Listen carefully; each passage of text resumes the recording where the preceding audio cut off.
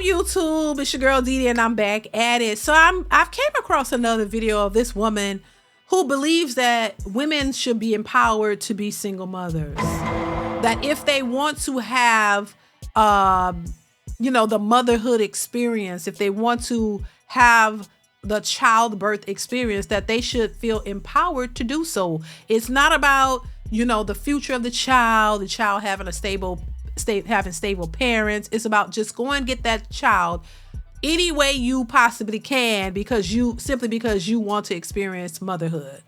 Haven't we seen this play out already? Don't we see a bunch of single mothers who are struggling and talking about how hard it is doing it by themselves? So why would anyone promote that struggle?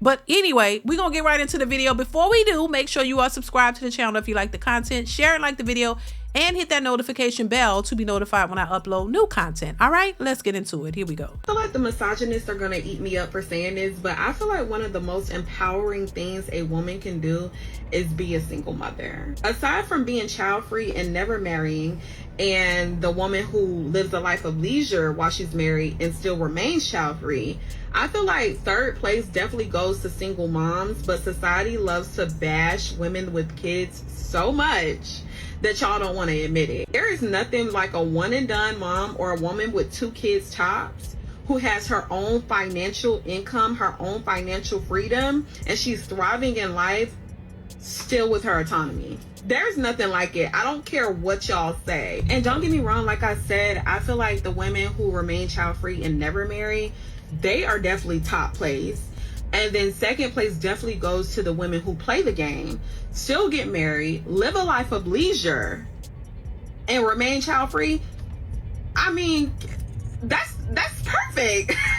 But we're not gonna leave the single women out here who are one and done, who go and get their own money, they still have their autonomy, and they still get to experience motherhood, because there are some women who genuinely want to just have kids, and y'all can't bash them for that. Listen, I hear what she's saying, and it don't make one bit of goddamn sense. There are too many examples of women who thought that if they went out here and had a child with a particular guy that they were interested in, that was going to make this man shapeshift and turn around and be the man that they wanted him to be their knight in shining armor, and they're going to have this beautiful life, and they're going to grow together, and they're going to have all these things. And just to find out that this man was really not that interested in you, and you gave him a baby thinking that was going to change him. He didn't change. In fact, he moved on with somebody else and left you hanging with the baby, and now you're struggling. He wants no parts of that because he probably never wanted it in the first place. But a lot of women push the issue because they really want to be with that man, and they really try to do everything they can to keep him. And this is not all women, it's not all situations, but this is some situations. And then when they realize he really don't want to be there, you can't make him be there. Now you're stuck with the child, raising it by yourself. You got to make your own money. You got to pay your own bills because it's just you, and you have that child to take care of. And most women will tell you that is not an easy feat. Most single mothers are struggling. Most women don't have all this extra income to do all these things and have this life of leisure. Most women most black women have never been married. And then the ones that have been married, they're divorcing because they're looking for something better. So even the women that have been married are having some of them are having issues in their marriage, and they want to go back to the streets, and you're still complaining because it's not this fairy tale life that women try to portray. Like, oh, this is so easy and it's so great. Oh, just go get a donor. You know that donors cost money, a lot of money that most of these women do not have. And then to do it by yourself, that's not an easy feat. Do you think about the future of the child and not just yourself? That child needs a mother and a father? That child needs stability?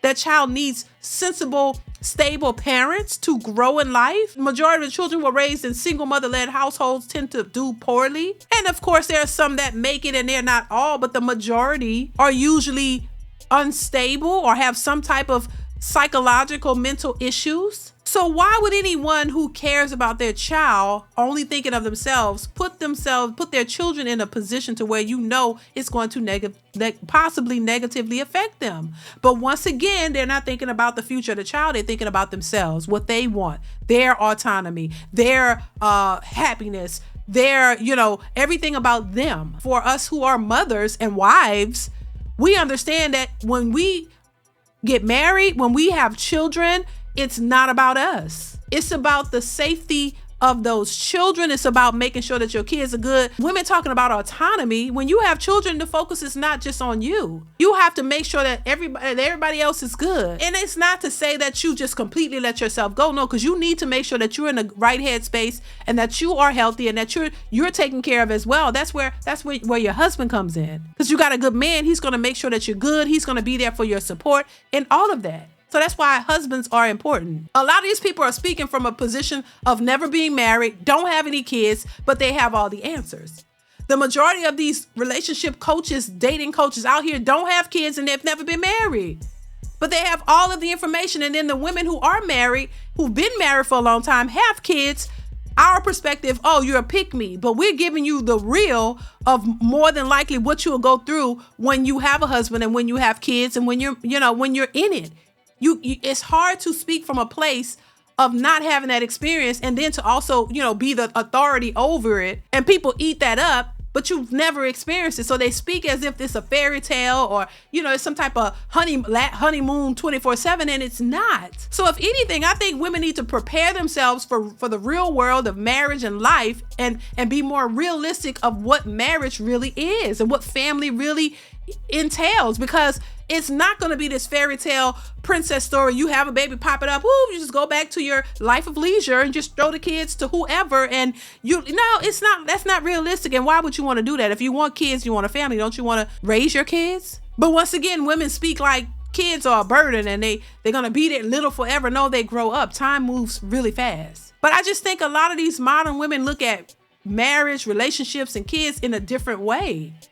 They want to be able to pop a baby out and, like I said, and have this life of leisure all of a sudden. Like, you know what I'm saying? Or think that it's a great thing to push being single mothers when it is not. It's a bigger picture than they like to portray it. It's much more at stake than they like to really believe or talk about. Having children is one of the most important things a woman can ever do in life.